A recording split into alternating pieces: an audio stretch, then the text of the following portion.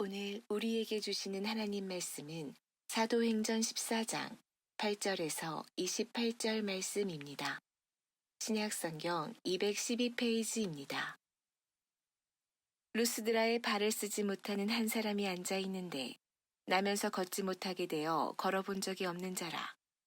바울이 말하는 것을 듣거늘 바울이 주목하여 구원받을 만한 믿음이 그에게 있는 것을 보고 큰 소리로 이르되 내 발로 바로 일어서라 하니 그 사람이 일어나 걷는지라. 무리가 바울이 한 일을 보고 루가우니아 방언으로 소리질러 이르되 신들이 사람의 형상으로 우리 가운데 내려오셨다 하여 바나바는 제우스라 하고 바울은 그 중에 말하는 자이므로 헤르메스라 하더라. 시외 제우스 신당의 제사장이 소와 화환들을 가지고 대문 앞에 와서 무리와 함께 제사하고자 하니 두 사도 바나바와 바울이 듣고 옷을 찢고 무리 가운데 뛰어들어가서 소리질러 이르되 여러분이여 어찌하여 이러한 일을 하느냐. 우리도 여러분과 같은 성정을 가진 사람이라 여러분에게 복음을 전하는 것은 이런 헛된 일을 버리고 천지와 바다와 그 가운데 만물을 지으시고 살아계신 하나님께로 돌아오게 함이라. 하나님이 지나간 세대에는 모든 민족으로 자기들의 길들을 가게 방임하셨으나 그러나 자기를 증언하지 아니하신 것이 아니니 곧 여러분들에게 하늘로부터 비를 내리시며 결시기를 주시는 선한 일을 하사 음식과 기쁨으로 여러분의 마음에 만족하게 하셨느니라 하고 이렇게 말하여 겨우 무리를 말려 자기들에게 제사를 못하게 하니라. 유대인들이 안디옥과 이고니온에서 와서 무리를 충동하니 그들이 돌로 바울을 쳐서 죽은 줄 알고 시외로 끌어내치니라. 제자들이 둘러섰을 때에 바울이 일어나 그 성에 들어갔다가 이튿날 바나바와 함께 더베로 가서 복음을 그 성에서 전하여 많은 사람을 제자로 삼고 루스드라와 이고니온과 안디옥으로 돌아가서 제자들의 마음을 굳게 하여 이 믿음에 머물러 있으라 권하고 또 우리가 하나님의 나라에 들어가려면 많은 환난을 겪어야 할 것이라 하고 각 교회에서 장로들을 택하여 금식 기도하며 그들이 믿는 주께 그들을 위탁하고 비시디아 가운데로 지나서 밤빌리아에 이르러 말씀을 버가에서 전하고 아달리아로 내려가서 거기서 배 타고 안디옥에 이르니 이곳은 두 사도가 이룬 그 일을 위하여 전에 하나님 은혜에 부탁하던 곳이니라. 그들이 이르러 교회를 모아 하나님이 함께 행하신 모든 일과 이방인들에게 믿음의 문을 여신 것을 보고하고 제자들과 함께 오래 있으니라. 아멘. 아멘. 여러분, 저희 교회 벽면을 한번 보신 적이 있을 겁니다. 하나님 나라를 꿈꾼다라고 하는 글씨가 적힌 것 말입니다. 하나님 나라를 꿈꾸는 교회, 여러분, 하나님 나라를 꿈꾼다는 것은 무엇을 의미합니까? 비각인 하늘에 둥근 무지개가 떴습니다. 마루에 걸터 앉아서 무지개를 바라보던 한 소년이 마음속으로 이런 생각을 합니다. 저 무지개를 우리 집 뜰 안에 놓으면 얼마나 아름다울까. 무지개를 잡으러 가겠다는 소년에게 어머니는 무지개는 잡을 수 없다고, 무지개는 잡을 수 있는 게 아니라고 그렇게 말을 했습니다. 하지만 소용이 없었습니다. 무지개를 내가 얼른 잡아올 테니까 어머니 좀 잠시만 기다리세요 라는 말을 남긴 소년은 노모를 남겨둔 채 집을 떠납니다. 여러분, 소설가 김종인 씨의 무지개라고 하는 소설에 나오는 내용입니다. 이 소설은 소년이 무지개를 더 이상 잡을 수 없다는 사실을 인정하는 것으로 끝을 맺습니다. 그런데 소년에게 이상한 일이 벌어집니다. 무지개 잡는 것을 포기하자, 아니 무지개를 잡을 수 없다는 것을 알게 되자 아직껏 검던 머리가 갑자기 하얗게 셉니다. 얼굴에는 수없이 많은 주름살이 잡힙니다. 무지개를 포기하는 순간 소년은 늙어버린 겁니다. 이 소설은 꿈을 간직하고 있는 한 늙지 않는다는 꿈의 중요성을 우리에게 말해주기도 하고 헛된 꿈을 줬다가 낭비하는 인간의 어리석음을 우리에게 말해주기도 합니다. 사람들은 하나님의 나라를 꿈꾼다는 것을 소설 속에 등장하는 소년이 무지개를 꿈꾸는 것과 같이 생각하는 경향이 있는 것 같습니다. 하나님의 나라는 잡을 수 없는 것, 그저 꿈을 꾸지만 현재의 삶에는 존재하지 않는 것, 먼 미래의 죽음 이후에나 볼 수 있는 것이라고 생각하는 것 말입니다. 꿈을 꾼다라고 하는 말이 아직 이루어지지 않은 미래를 본다라고 하는 의미에서 또 먼 훗날에 이루어질 수도 있고 이루어지지 않을 수도 있다라는 의미에서 우리는 그것을 당장 현실에서 느끼지 못한다라고 하는 말이 틀리지는 않을 겁니다. 꿈을 꾸는 것을 현실에 누리지 못한다, 이 말은 틀린 말은 아닙니다. 하지만 성경은 하나님의 나라가 이미 임하였다라고 그렇게 말하고, 우리가 하나님의 나라를 꿈꾸는 것은 지금 우리의 삶 속에서 하나님의 나라를 바라보고 하나님의 나라를 경험하며 살아가는 것이라고 그렇게 말을 합니다.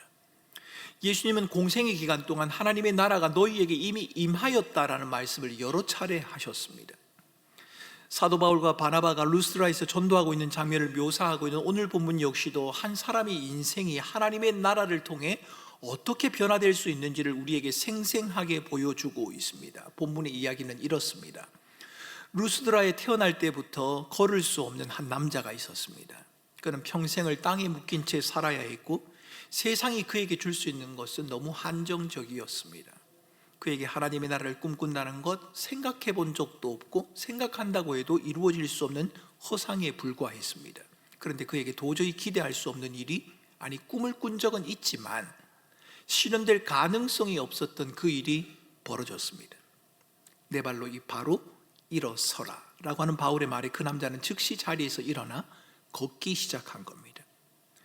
우리들은 걸을 수 없는 사람이 걷게 되는 기적을 보고 놀라워하며 바울과 바나바를 주목하고 있는 사람들의 모습 이해할 수 있습니다.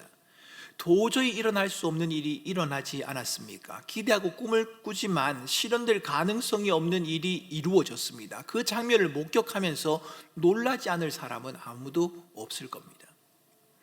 아마도 사람들은 바울이 바나바가 걷지 못하던 사람을 일으키는 이 장면을 바라보면서 나도 그런 일이 좀 있었으면 좋겠다, 내게도 그런 일이 있으면 얼마나 좋을까, 이렇게 부러워하기도 했을 것이고, 바울과 바나바를 바라보면서 저 사람들이라면 내가 이루지 못했던 꿈을 이룰 수 있겠구나 라고 생각했을 수도 있을 겁니다. 11절과 12절에서 사람들이 바울과 바나바를 향해서 제우스와 헤르메스라고 외치는 것을 보면 그렇습니다. 제우스와 헤르메스, 이들 모두는 그리스 신화에 등장하는 신의 이름입니다. 제우스, 그리스 신화의 최고 신이지 않습니까? 헤르메스, 제우스의 전령을 담당하는 신입니다. 13절에는 이방 신당의 제사장이 바울과 바나에게 제사를 하려고까지 합니다. 그들은 마을에 찾아온 귀인, 아니 하늘에서 내려온 신, 고귀한 사람, 이 존재를 놓치고 싶지 않았습니다. 우리는 바울과 바나바에 열광하는 사람들의 모습을 어리석다거나 무지하다고 비난할 수 없습니다. 왜냐하면 하나님을 믿는 우리도 눈에 보이지 않는 하나님보다는 눈에 보이는 어떤 현상, 상황, 어떤 사람이나 사건에 쉽게 마음을 빼앗기기 때문입니다. 바울과 바나바에 열광하는 사람들의 모습, 여러분 20세기 영국의 가장 영향력 있는 작가 중 한 사람이라고 불리는 체스테르톤이라고 하는 분이 계십니다. G.K. 체스테르톤이라는 분이 계신데요, 이 체스테르톤이 이런 이야기를 했습니다. 사람들이 하나님을 더 이상 믿지 않을 때 그들은 아무것도 믿지 않는 것이 아니다. 그들은 어떤 것을 믿고 있는 것이다. 나는 하나님을 믿지 않아요 라고 말할 때 그 사람들은 아무것도 믿지 않는 게 아니라 하나님이 아닌 다른 어떤 것을 믿는다는 겁니다. 체스테르톤의 말은 틀리지 않습니다. 바울은 로마서에서 사람의 마음에는 하나님을 알만한 것이 있지만 사람들은 스스로 지혜롭게 생각하면서 하나님을 썩어질 피조물과 바꾸어 버린다라고 말하지 않습니까? 하나님을 믿지 않아요 라고 말하면서 썩어질 피조물을 믿는 겁니다. 루스드라의 사람들은 놀라운 치유의 기적을 보고 바울과 바나바를 신격화하려고 합니다. 그들은 사건의 주인공인 하나님과 하나님의 나라를 의식하지 못하고 있거나 하나님과 하나님 나라에 대해서 무지한 사람들이 맞습니다. 22절에 바울이 믿음에 머물러 있으라고 권하면서 하나님 나라에 대해서 말하고 있는 것을 보면 하나님을 믿는다고 하는 성도들에게도 하나님 나라에 대한 무지와 왜곡은 얼마든지 나타날 수 있습니다. 믿지 않는 사람들이야 당연히 하나님의 나라를 모르는 것, 하나님의 나라를 왜곡하고 오해하는 것 당연하다고 할 수 있습니다. 그런데 성도들도 그럴 수 있다는 말입니다. 우리도 종종 하나님의 나라를 오해합니다. 하나님께서 우리 삶에 복을 주실 때 혹은 어떤 문제가 해결될 때 우리는 자칫 그 복에 집중해서 하나님을 놓쳐버리기도 합니다. 하나님 나라의 중심은 우리가 받는 복이 아니라, 우리가 누리는 누림이 아니라 하나님 그분이어야 하는데 하나님을 놓쳐버린다는 겁니다. 하나님의 자녀로 부름을 받았지만 자칫하면 하나님을 향해야 할 우리의 마음이 엉뚱한 대상을 향하기도 하고 자기 자신을 향하기도 합니다. 때로는 사람들의 칭찬과 환호 때문에, 반대로 오해와 비난 때문에, 때로는 우리의 열심에 주목해서 하나님을 놓쳐버리기도 합니다. 하나님은 바울을 통해 하나님 나라와 환난은 나누어 생각할 수 있는 것이 아니다라고 말하지만, 우리는 하나님 나라와 하나님 나라의 백성이라면 환난에서 완전히 벗어나는 것이다라고 생각하는 경향이 있습니다. 바울과 바나바의 눈에 보이는 현상, 그 현상의 중심에 있던 사람 자신들에게 사람들이 집중하는 이 어리석은 행위를 그만두라고 바울은 말합니다. 눈에 보이는 것에 집중하는 것, 나와 나를 통해 일어난 그 기적에 집중하는 것은 어리석은 것이다 라고 바울은 말을 했습니다. 자신들의 옷을 찢으면서 강하게 항변합니다. 자기를 신격화하려는 시도를 간신히 멈추게 했습니다. 하지만 그것이 그 사람들의 마음을 온전히 변화시킨 것일까? 알 수 없습니다. 바울과 바나바의 입장에서는 자신들이 영광을 취할 절호의 기회를 아무것도 아닌 것처럼 버리고 만 겁니다. 세상 사람의 기준으로 본다면 바울과 바나바의 행동은 어리석습니다. 기회를 살릴 줄 모르는 사람입니다. 모든 사람이 자신들을 받들지 않습니까? 높이지 않습니까? 그 기회를 살린다면 여러분, 자신들은 사람들로부터 추앙을 받을 수 있단 말입니다. 바울과 바나바가 사람을 향해 외친 메시지는 참으로 탁월했습니다. 바울과 바나바는 자신들을 신격화하는 사람들을 향해서 우리는 당신들과 똑같은 사람이다 라고 말을 합니다. 다른 한편으로는 온 세상을 만드신 분, 만물을 보존하시는 그분은 너희들이 믿고 있는 제우스가 아니라 만군의 여호와 하나님이라는 사실도 말씀해 주셨습니다. 걸을 수 없던 사람이 걷게 된 현상에 마음을 빼앗겨서 누가 그 일을 가능하게 한 것인지, 왜 그 일이 일어난 것인지에 대해서 관심을 기울이지 않거나 잘못된 지식에 심취해 있는 이 사람들에게 바울과 바나바는 복음을 명확하게 전하고 있습니다. 바울과 바나바를 통해 하나님께서 들려주신 메시지는 이것입니다. 걸을 수 없는 사람이 걷게 된 이 사건, 이것은 단순한 기적이 아니다. 그 사람에게 나타난 단순한 기적이 아니라 그들의 현실 속에 하나님의 나라가 임했다는 것을 보여주는 강력한 표징이라고 우리에게 말하고 있는 겁니다. 나면서 발을 쓰지 못하던 사람, 한 번도 걸어본 적이 없는 사람에게 하나님의 나라가 임하였습니다. 그리고 그 사람에게는 하나님 나라 안에서의 새로운 삶이 시작된 것입니다. 그렇습니다. 하나님의 나라는 그렇게 한 사람의 삶을 변화시키는 힘을 가지고 있습니다. 그리고 그것은 그 당시 일어나 걷던 그 사람만의 이야기가 아니라 삶의 변화, 하나님의 나라가 임함으로 삶이 변화된 것은 그 사람의 이야기만이 아니라 오늘을 살아가는, 하나님의 나라를 꿈꾸며 살아가는 저와 여러분에게 주어진 하나님의 약속이기도 합니다. 하나님 나라에는 하나님의 통치, 하나님의 다스림이 머물러 있기 때문에 하나님 나라가 우리 삶의 변화를 불러온다는 것, 너무도 분명한 사실입니다. 여러분, 이민이건 유학이건, 아니 짧은 기간의 여행이라고 해도 다른 나라에 가서 생활해 보신 적이 있는 분이 계실 겁니다. 여러분, 다른 나라에서 생활하려면 생활의 변화가 좀 필요합니다. 잠시 그 나라를 다녀가는 거라면 흉내내는 정도로 적당히 며칠 지내다가 돌아오면 됩니다. 하지만 그 나라 백성으로 살아가야 한다면 문제는 좀 달라집니다. 그 나라의 언어와 문화를 익혀야 합니다. 법과 통치의 원리를 배워가야 합니다. 그 나라 백성에게 어울리는 삶의 모습을 익혀야 합니다. 때로는 그 나라 백성으로 살아간다는 것에 대한 갈등, 고민도 경험할 수가 있겠지요. 이전 나라에서 익숙했던 삶의 방식을 포기해야 할 때도 있습니다. 여러분, 제가 남아공에 있을 때 식사 초대를 받았습니다. 현지인에게 식사 초대를 받아서 식사를 좀 하고 있는데, 밥을 먹고 난 다음에 커피를 마실 거냐라고 해서 커피를 마셨습니다. 커피를 마시고 한참 담소를 나눈 다음에 남아공에서 나온 차가 있지 않습니까? 루이보스라고 하는 차가 있습니다. 루이보스 차가 나왔습니다. 차를 마셨습니다. 그리고 저는 그 자리에 계속 앉아 있었습니다. 한동안 이야기를 다 마치고 나왔는데 제 친구, 다른 친구 현지인이 제게 그러더라고요.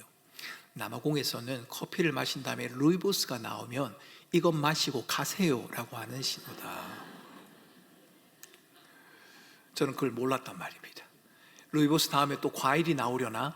제가 그 문화를 몰랐기 때문에 그 사람은 얼마나 제가 가기를 기다렸겠습니까? 이제는 오늘 만찬이 끝났으니 이제는 집에 돌아가세요. 우리도 좀 쉬어야 되니까요 라는 뜻으로 루이보스를 내놓은 것인데, 참 이 차가 좋습니다 라고 말하며 제가 한동안 그 사람과 이야기를 나눴으니 그 사람이 얼마나 피곤했겠습니까? 여러분, 그 나라에 살기 위해서는 내게 익숙한 삶의 방식을 포기해야 하기도 하고 그 나라의 삶의 방식을 배워야 하기도 합니다. 변화의 속도가 사람마다 다를 수는 있겠습니다. 그러나 분명한 사실은 사람은 자신이 속한 나라의 통치와 다스림 안에서 삶을 살아가야 한다는 겁니다. 우리가 한국에 살면 한국의 문화, 한국의 통치, 법 아래서의 통치와 다스림 안에 있어야 하고, 다른 나라에서 산다면 로마에 가면 로마인이 되어야 한다는 말입니다. 그 나라 백성이기에 누리는 혜택 있지 않겠습니까? 그 나라 백성으로서 누리는 그런 누림도 있지 않겠습니까? 하지만 그 나라 백성이기 때문에 감당해야 하는 대가와 희생도 있을 겁니다. 책임과 의무도 있지 않겠습니까? 문제는 자기중심적이며 편리함과 수월함을 추구하는 것에 익숙한 우리 본성은 혜택과 누림은 좋아하지만 대가를 치르는 희생과 책임은 별로 좋아하지 않는다는 겁니다. 설령 하나님의 말씀이라고 할지라도 우리는 믿음과 하나님의 나라를 혜택과 누림으로만 이해하려는 경향이 있습니다. 여러분, 교회에 와서 여러분들이 많은 것을 누리는 경우가 있을 겁니다. 주일학교에 아이들을 보내서 아이들이 신앙으로 잘 양육하는 그런 누림, 혜택을 보시는 분들이 계실 겁니다. 그런데 여러분, 그 일을 위해서 많이 수고하는 교사들이 있다는 것을 아셔야 합니다. 여러분들이 와서 맛있는 식사를 하고 돌아가시고 나면 그 식사를 배식하기 위해서, 만들기 위해서, 또 설거지하기 위해서 수고하는 분들이 있다는 것 여러분 아셔야 하고요. 주차하시는 주차 팀원들이 그러시더라고요. 어떤 분들은 용역이 아니냐고, 돈 받고 일하시는 분들이 아니냐고 말한다는데 그렇지가 않습니다. 저희 교회 집사님들이고 장로님들입니다. 성도님들입니다. 그들의 수고와 애씀이 있기 때문에 주차를 할 수 있고 예배를 드릴 수 있는 겁니다. 혜택과 누림 중요하지만 책임, 헌신, 희생, 이것도 중요합니다. 하지만 하나님 나라를 꿈꾸는 일은 항상 누림과 혜택, 기적과 환희로만 채워지는 것은 아닙니다. 19절을 보십시오. 바울과 바나바는 곧바로 돌에 맞아 죽을 뻔한 위기를 겪습니다. 본문은 바울을 죽이려고 한 이 사람들이 안디옥과 이고니온에서 왔다라고 기록합니다. 여러분, 루스드라에서 안디옥까지는 170km 정도가 됩니다. 루스드라에서 이고니온까지는 약 45km가 됩니다. 그들이 그 먼 길을 달려온 이유가 무엇입니까? 한 가지입니다. 바울을 죽이겠다는 겁니다. 우리는 그들이 얼마나 바울 일행을 박해하는데 혈안이 되어 있는지를 상상할 수 있습니다. 그 먼 길을 바울과 그 일행을 죽이겠다고 달려온 그들, 여러분, 교통도 편리하지 않는데요, 그들이 걸어왔을 것 아닙니까? 그 먼 길을 말입니다. 여러분, 어제 섬김이 세미나가 있었습니다. 섬김이 1박 수련회가 있었는데요, 좀 먼 길을 걸었습니다. 한 3.6km 정도 걸었는데요, 정말 힘들더라고요. 근데 3.6km가 아닙니다. 170km입니다. 45km입니다. 그 길을 왔습니다. 바울을 죽이기 위해서. 그 먼 길을 바울과 그 일행을 죽이겠다고 달려한 그들, 여러분, 좀 이해하기가 어렵습니다. 바울이 도대체 뭘 잘못했기에, 바울에게 얼마나 원한이 사무쳤기에 그렇게 해야 하나 이해하기가 어렵습니다. 하지만 더 이해하기 어려운 것은 루스드라 사람들입니다. 그들과 동조하고 있는 루스드라 사람들의 행동, 더 이해가 되지 않습니다. 아마도 그들 중에는, 루스드라 사람들 중에는, 그 무리들 중에는 조금 전에 바울과 바나바를 제우스라고, 헤르메스라고, 신이라고 외쳤던 사람들도 있었을 겁니다. 바울과 바나바를 통해서 일어난 기적에 대해서 들었거나 직접 목격한 사람들도 있지 않았겠습니까? 그런데 그들이 돌변했습니다. 그리고 바울과 바나바를 죽이자, 그들을 죽이는 일에 지금 동조를 하고 있다는 겁니다. 여러분, 사람이 어떻게 이렇게 변할 수 있습니까? 예, 사람이기 때문에 이렇게 변할 수 있습니다. 자기중심적인 죄성을 지닌 우리는 언제라도 자신의 이익을 위해, 아니 자신의 이익이 침해를 받는 순간 우리의 모습이 얼마든지 돌변할 수 있습니다. 어떻게 그 사람이 그럴 수 있습니다. 어떻게 내가 그럴 수 있단 말입니다. 하나님 나라 백성으로 부름을 받았다고 해서 인간의 죄성과 본성으로부터 자유롭다, 그렇게 방심했다간 순간 넘어져 버릴 겁니다. 여러분, 사람에 대해서 너무 큰 기대하지 마시기 바랍니다. 순간 돌변할 수 있습니다. 여러분, 옆에 분을 한번 보시겠습니까? 그분이 변할 수 있는 사람입니다. 그러니 조심하셔야 합니다. 그런데 여러분 자신을 조심하셔야 합니다. 우리가 변할 수 있기 때문입니다. 그럴 기회가 주어지지 않았을 뿐 우리의 죄성과 본성을 자극할 만한 기회와 상황이 우리에게 찾아온다면 하나님 나라 백성인 우리도 장담할 수 없습니다. 루스드라 군중이 돌변한 것, 여러분 그것도 그렇지만 하나님은 어떻습니까? 하나님께서 어떻게 바울을 돌에 맞아 죽을 지경에 둘 수 있단 말입니까? 얼마 전에 바울과 바나바를 통해서 걸을 수 없는 사람을 걷게 하는 놀라운 기적을 베푸신 분, 그분이 하나님 아닙니까? 그런데 이번에는 왜 바울을 죽음 직전까지 몰고 가시는 겁니까? 사람들은 이 장면을 바라보면서 하나님은 일하시지 않는다고, 하나님은 실패했다고, 하나님의 나라가 확장되는 것은 사도행전 여기까지다라고 말했을런지도 모릅니다. 사람들은 모두 자기 뜻이 거절되거나 원하는 바를 이루지 못하는 위기를 두려워하고 기대하고 바라던 꿈이 좌절되고 무너지는 것을 실패라고 해석을 합니다. 우리는 그렇게 해석합니다. 내가 원하던 것이 이루어지지 않거나 내게 불편함들이, 고난들이 찾아오게 되면 실패다, 믿음 없습니다, 그렇게 표현하지 않습니까? 하나님의 나라를 꿈꾸며 살아가는 삶 가운데서 우리는 하나님의 나라는 정말 이루어지고 있는 것인가? 하나님의 나라가 내게 임한 것이 맞는가라는 질문을 수도 없이 던지게 됩니다. 건강을 꿈꾸며 살아갔는데 질병이 찾아오지 않습니까? 경제적인 안정을 바라고 열심히 신앙생활하고 기도를 했는데 예상치 못한 재정적인 어려움이 우리를 덜컥 찾아올 때가 있지 않느냐 말입니다. 그럴 때 하나님의 나라를 꿈꾸는 우리에게 이런 고난들은 우리의 모든 꿈을 흔들어 놓습니다. 갑작스럽게 찾아온 삶의 변화는 하나님의 나라를 꿈꾸며 살아가는 우리의 믿음의 걸음을, 믿음의 여정을 멈추어 버리도록 만듭니다. 본문 속 바울과 바나바 역시도 그와 같은 순간을 맞이했습니다. 그들은 하나님의 나라를 위해서 복음을 전했지만 그 길이 결단코 순탄하지가 않습니다. 그들은 놀라운 기적 앞에서도 내가 한 일입니다라고 말하지 않고 모든 것을 하나님에게 영광이라고 말했던 사람입니다.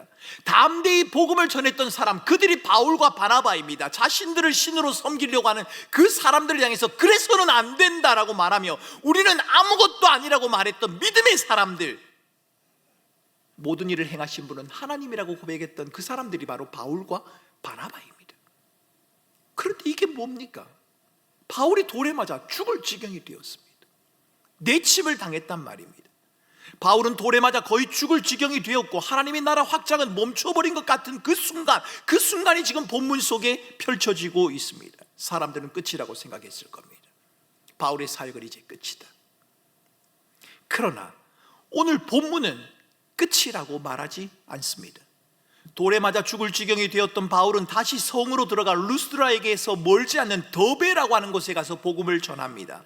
루스드라와 이고니온과 안디옥으로 돌아가 제자들을 말씀으로 권면하며 하나님의 나라를 선포했다고 본문이 말하지 않습니까? 바울이 선포한 것이 무엇입니까? 이것입니다. 22절 말씀에 환난은 하나님의 나라를 멈추게 할 수 없다는 것이었습니다. 환난은 하나님의 나라를 멈추게 할 수 없다. 돌로 치는 위협과 죽임을 당할 위험도 하나님의 나라를 꿈꾸는 바울의 걸음을 멈추게 할 수 없습니다. 고난과 역경 속에서도 하나님 나라의 꿈은 꺾이지 않는다는 것, 여러분 이것이 바로 하나님 나라의 확장 방식입니다. 사랑하는 성도 여러분, 우리가 살아가는 삶의 현장이 만만하지 않고 때로는 눈물이 마를 만큼 고통과 괴로움, 두려움, 불안이 있다는 것을 압니다. 하나님 나라를 꿈꾸며 살아간다고 해서 고난, 환난이 피해가는 것은 아닐 겁니다. 하지만 우리를 무너뜨리고 믿음의 걸음을 멈춰서게 할 것 같은 그런 어려움 속에서도 돌에 맞아 죽을 것 같은, 아니 내쳐져 버린, 거의 죽은 상태가 되어 사람들에게 내쳐지는 바울과 같은 상황 속에서도 여전히 우리가 하나님의 나라를 말할 수 있고 하나님의 나라를 꿈꾼다고 말할 수 있는 이유는 여러분 그 꿈이 이루어질 가능성이 높기 때문도 아니고 힘들고 어려운 중에도 그 꿈을 이룰 만한 능력이 우리에게 남아있기 때문도 아니라 변함없이 우리의 걸음을 인도하시는 하나님, 우리를 통해 일하시는 하나님이 여전히 우리와 함께 하시기 때문에 그렇습니다. 바울은 26절과 27절에서 이것을 하나님의 은혜, 복음의 문을 여시는 하나님이라고 그렇게 말합니다. 하나님이 나와 함께 하신다라고 하는 표현을 달리 하나님의 은혜요, 복음의 문을 하나님이 여셨다라고 표현을 하고 있는 겁니다. 고난이 오지만 그 고난 속에서도 하나님의 나라는 계속해서 자라갑니다. 그리고 이 땅에 뿌리를 내린다는 말입니다. 본문은 때로는 고난이 따를지라도 그 고난이 끝이 아니며 그 고난 속에서도 하나님은 일하고 계시며 그의 나라가 더 깊이 확장되고 있음을 우리에게 분명하게 보여주고 있습니다. 혹 여러분 가운데 암담한 삶의 현실에 처해 있는 분이 계십니까? 그래서 이 상황이 해결되지 않는 이상 내가 하나님의 나라를 꿈꿀 수 없고 하나님의 통치와 다스림을 받는 삶은 불가능하다고 여기는 분이 계십니까? 그렇지 않습니다. 우리의 숨이 턱 밑까지 차오르는 그 순간에도 우리의 눈물이 마르지 아니하고 도대체 무엇을 해야 할지 도저히 알 수 없는 앞이 캄캄한 그런 상황 가운데서도 하나님의 주권과 통치, 그것은 여전히 우리의 삶에 머물러 있고 하나님은 하나님의 일을 하십니다. 작은 몸부림으로 그저 한 걸음 한 걸음 하나님의 주권과 통치, 그 다스림 안에 머물려고 하는 그 애씀, 그것을 통해 하나님은 하나님 나라를 이루어 가신다고 말씀하십니다. 왜 하나님께서 고난에 남겨두시는지, 왜 하나님께서 그렇게 내버려 두셨는지 이해할 수 없다고 하더라도 우리가 하나님의 은혜와 주권을 믿을 수 있다면 하나님의 주권, 하나님의 통치, 하나님의 함께하심, 하나님의 다스림을 믿을 수 있다면 여러분, 저와 여러분들이 처한 그 어떤 상황도 멈춤이나 버림이 아니라 그것은 오히려 하나님의 인도하심이며 하나님의 일하심이라고 말해야 합니다. 21절에서 바울과 바나바는 하나님의 인도하심을 따라 루스드라를 다시 방문합니다. 여러분, 어제 철원을 다녀왔습니다. 섬기미들과 함께 철원을 갔습니다. 저는 철원을 별로 좋아하지 않습니다. 왜냐하면 제가 군 생활을 거기서 했기 때문입니다. 별로 그것을 보고 싶지 않다라고 생각했던 곳입니다. 많은 세월이 지나서 지금은 좀 아닙니다만 제대한 다음에는 정말 그곳에 별로 가고 싶지 않았습니다. 눈을 얼마나 자주 치웠던지 평생 볼 눈을 철원에서 다 본 것 같습니다. 여러분, 루스드라는 그런 정도의 장소가 아닙니다. 바울을 죽이려고 했던 장소입니다. 모든 사람들이 음모해서 바울을 죽이려고 시도했던, 돌로 쳤던 장소가 루스드라는 말입니다. 그런데 그곳을 바울이 지금 다시 방문을 합니다. 바울이 자신을 모함하는 무리에 의해서 죽을 뻔한 장소였던 루스드라, 그곳에서 바울과 바나바 이 사람들은 제자들의 마음을 굳게 하며 믿음에 머물러 있으라라고 이렇게 권면을 하고 있습니다.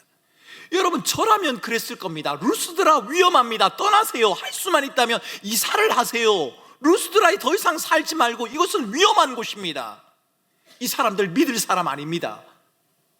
여러분, 저는 그렇게 말했을 겁니다. 그런데 바울은 그렇게 말하지 않습니다. 주님의 말씀 안에, 믿음 안에 굳게 서 있으라. 너희의 마음을 굳게 하라, 담대하게 하라라고 그렇게 말합니다. 22절에서 바울과 바나바가 전한 메시지의 핵심은 이겁니다. 하나님의 나라와 환난은 별개의 것이 아니라는 겁니다. 어떤 환난도 하나님 나라 확장을 멈추게 할 수 없다는 것, 여러분, 이것이 22절에서 바울이 말하고 있는 메시지의 핵심입니다. 하나님 나라의 꿈은 절대로 멈추지 않습니다. 하나님의 통치와 다스림, 하나님의 일하심은 결단코 멈추지 않습니다. 그러게 여러분, 힘든 줄 압니다. 어려운 줄 압니다만 여러분의 삶 가운데 하나님의 손길이 멈추었다, 그렇게 생각하지 마시기 바랍니다. 왜 이 일이 벌어지고 있는지, 어떻게 이 일을 풀어가야 하는지 모르는 그 순간에도, 내가 이해할 수 없고 설명할 수 없는 그 상황 속에서도, 돌에 맞아 죽을 지경이 된 바울과 같은 그런 처지 가운데서도 하나님의 손이 내게 머물러 있고 하나님이 하나님의 나라를 나를 통해 이루어 가시며 하나님의 나라가 내게 임하였다. 여러분, 이 사실을 여러분 잊지 마시기 바랍니다. 더 놀라운 것은 하나님께서는 하나님 나라의 꿈을 이루기 위해서 바로 사람을, 바울과 바나바를, 그리고 장로들을 사용하고 계신다는 겁니다. 루스드라의 교회를 말씀으로 든든하게 세워가던 바울과 바나바는 이제 각 교회의 장로들을 뽑아 세우고 금식기도 합니다. 바울과 바나바가 장로를 세운 이유가 뭡니까? 그들이 떠난 뒤에도 그 지역 교회들이 하나님의 나라를 꿈꾸며 하나님 나라를 누리도록 하기 위해서입니다. 바울과 바나바가 잘났기 때문입니까? 장로들에게 그만한 역량이 있기 때문에 그런 겁니까? 그렇지 않습니다. 하나님의 나라를 꿈꾸는 것, 하나님 나라 백성으로 살아갈 수 있는 힘과 능력, 그것이 바울 자신에게 그리고 바나바에게 그리고 장로들에게 있는 것이 아니라고 하는 사실을 누구보다도 잘 아는 바울은 그래서 여러분 장로들을 주님에게 맡깁니다 라고 기도하고 있는 겁니다. 주님이 하셔야 하는 겁니다. 저는 각 교회의 장로들을 세우고 그들을 주님에게 맡기며 위에서 기도하는 이 바울의 모습을 보면서 우리를 세상에 보내시며 간절히 기도하시던 주님의 모습이 떠오릅니다. 우리를 고아처럼 버려두지 않으시고 진리의 성령으로 인도하시기를 간구하셨던 주님의 모습이 떠오른단 말입니다. 우리의 중재자가 되셔서 지금도 우리를 위해 간구하시는 그 예수님의 모습이 떠오릅니다. 여러분, 주님은 지금도 우리를 위해 기도하고 계십니다. 사단이 너를 밀가부르듯 하는 그 순간에도 내가 너를 위해 기도하고 내가 너를 고아처럼 버려두지 않으며 내가 너를 지키고 보호하고 인도하고 있다. 주님은 그렇게 말씀하신단 말입니다. 믿음의 길을 가는 우리에게도 문제나 어려움, 환난이 찾아올 수 있습니다. 하지만 하나님의 나라를 꿈꾸며 살아가는 우리에게는 그 어려움이 결코 우리의 꿈을, 아니 하나님께서 우리에게 주신 하나님 나라의 꿈을 무너뜨리지 못할 것입니다. 하나님은 여전히 저와 여러분들을 통해 그의 나라를 세워가고 계십니다. 우리가 그분과 함께 그 나라를 향해 나아가기를 원하십니다. 하나님의 나라를 꿈꾸는 교회, 여러분, 그것은 단지 미래에 이루어질 일이 아닙니다. 지금 우리 가운데 이루어진 현실입니다. 하나님 나라에 대한 꿈은 소년이 쫓던 무지개와 같은 허상도 아니고 지어낸 상상의 결과도 아닙니다. 현실과 동떨어진 먼 미래의 내용도 아니고 이루어질 수도 있고 그렇지 않을 수도 있는 가능성도 아닙니다. 하나님 나라의 꿈은 장차 완전하게 이루어질 것이다 라고 하는 미래의 약속인 동시에 현재 우리가 경험하며 살아가야 하는 현실입니다. 예배의 현장에서, 교회에서, 꿈터와 공동체에서, 여러분의 가정에서, 여러분의 삶의 현장에서 하나님의 통치와 하나님의 다스림을 누리며 살아가는 것, 그것이 바로 하나님 나라를 꿈꾸는 것의 실체라는 말입니다. 여러분, 오늘은 종교개혁 주일입니다. 종교개혁의 핵심이 많이 있습니다만 그 중에 하나가 하나님의 나라, 하나님의 통치와 다스림을 우리가 생활하는 예배당 안에만 두는 것이 아니라 우리의 삶의 모든 영역으로 가져가야 한다는 것, 그것이 바로 종교개혁가들, 우리 믿음의 선배들의 가르침이었습니다. 아니, 그것이 바로 성경이 우리에게 가르치는 바입니다. 여러분, 신앙생활 교회에서도 열심히 하셔야겠지만 가정에서도 신앙생활 열심히 하시기 바랍니다. 남편과 아내로서의 역할도 충실히 하셔야 하고 부모와 자녀로서 하나님이 요구하시는 것이 무엇인지도 깊이 헤아리셔야 합니다. 여러분의 경제생활에서도 하나님의 통치와 다스림이 임하기를 위해서 기도해야 하고 미래를 꿈꾸는 여러분의 계획과 삶의 바람 가운데서도 하나님의 통치와 다스림이 예외가 되지 않도록 여러분은 신중을 기하셔야 합니다. 그래서 여러분, 분주한 줄 압니다만 분주한 삶 가운데서도 시간을 쪼개어 기도하고 하나님의 말씀을 묵상하며 하나님의 통치와 다스림을 기대하며 살아가시기를 바랍니다. 고난과 환난, 어려움 중에 계십니까? 그 고난과 환난, 어려움이 끝나는 것이 하나님의 통치와 다스림이 임하는 것이 아니라 그 고난과 어려움과 환난 중에도 나로 하여금 견디게 하고 이기게 하며 끝까지 가게 하는 것, 그것이 바로 하나님 나라의 힘이란 사실을 기억하시기 바랍니다. 우리들의 삶의 자리에서 그분의 주권을 믿고 고난 속에서도 그분의 뜻을 이루어가며 하나님의 나라를 꿈꾸는 자로 담대히 살아나가는 것, 여러분, 이것이 바로 하나님 나라를 꿈꾸는 자의 삶인 것입니다. 우리의 삶은 버겁고 고난이 가득할지라도 바울이 루스드라에서 전했던 메시지처럼 우리도 하나님의 은혜를 의지해야 하고 믿음의 문을 여시는 하나님의 주권을 고백하면서 고난을 이겨내며 살아가는 겁니다. 하나님의 나라, 우리를 향한 하나님의 사랑과 일하심은 결코 멈추지 않습니다. 하나님이 우리 예수 그리스도를 통해 우리에게 주신 이 약속과 사랑에 힘입어서 여러분, 이번 한 주간도 하나님의 나라를 꿈꾸고 하나님의 나라를 누리고 경험하며 살아가는 저와 여러분들이 되었으면 좋겠습니다. 하나님의 나라가 임했고 하나님의 나라가 장차 다시 올 것입니다. 온전한 그 하나님의 나라를 바라보는 그날까지 우리에게 주어진 하나님의 나라, 하나님의 통치와 다스림을 누리며 주의 말씀 안에 순복하며 살아가는 우리 사랑하는 모든 성도들의 삶이 되시기를 주님의 이름으로 축원합니다. 여러분, 하나님의 나라와요, 하나님의 통치와 다스림과 환란은 나뉘어져 있지 않습니다. 혹 여러분의 인생의 실패와 고난과 어려운 순간을 지나고 계십니까? 그래서 그 순간에는 하나님의 통치와 다스림은 나를 떠난 것 같고 하나님의 나라는 내게 임하지 않은 것처럼 느끼고 계신 분이 계십니까? 충분히 그 느낌을 이해할 수 있습니다. 그러나 하나님의 약속을 붙드셔야 합니다. 하나님의 나라가 너에게 임하였고 내가 너를 여전히 다스리며 통치하고 있다고 주님은 말씀하십니다. 여러분, 우리가 처한 형편과 상황에 매몰되어 우리를 향하여 손 내미시고 외치시는 하나님의 나라가 너에게 임하였다고 하는 주님의 음성을 놓치지 마시기 바랍니다. 변함없는 주님의 손길을 붙들고 주님의 통치와 다스림 안에 한 걸음 한 걸음 힘겨운 걸음이라도 내딛겠노라고, 내 걸음을 인도하시는 주님을 붙들고 살아가겠노라고, 나는 흔들리지만 나를 붙드시는 주님이 함께 계시기에 내가 안전할 수 있다고, 여러분 그렇게 기도하시기 바랍니다. 혹 여러분이 하나님의 통치와 다스림을 거절하는 부분이 계십니까? 하나님의 통치와 다스림 안에 거하는 것보다 여러분의 삶의 방식을 고집하는 것이 훨씬 안전하다고 생각하는 분이 계십니까? 너무 위험합니다. 그것이 여러분의 인생의 영생과 구원을 보장할 수도 없고 참된 행복과 기쁨을 가져다 줄 수도 없을 것입니다. 하나님의 통치와 다스림 안에 안전함이 있고 그곳에 평강이 있고 거기에 기쁨이 있습니다. 때로는 그 통치와 다스림 안에 거하기 위해서 우리의 자존심을 내려놓아야 하기도 하고 우리의 본성을 꺾어야 할 때도 있고 우리의 삶의 습관을 포기해야 하는 경우도 있을 것입니다. 그러나 여러분, 그 이후에 주어질 하나님의 영광을 바라보고 주의 통치와 다스림 안에 순복하는 길을 택하시기 바랍니다. 주님이 우리의 걸음을 인도하십니다. 이 시간 다시 함께 하나님의 통치와 다스림을 기억하며 함께 기도하겠습니다. 함께 기도하겠습니다. 존귀하신 하나님 아버지, 우리에게 영원한 하나님의 나라가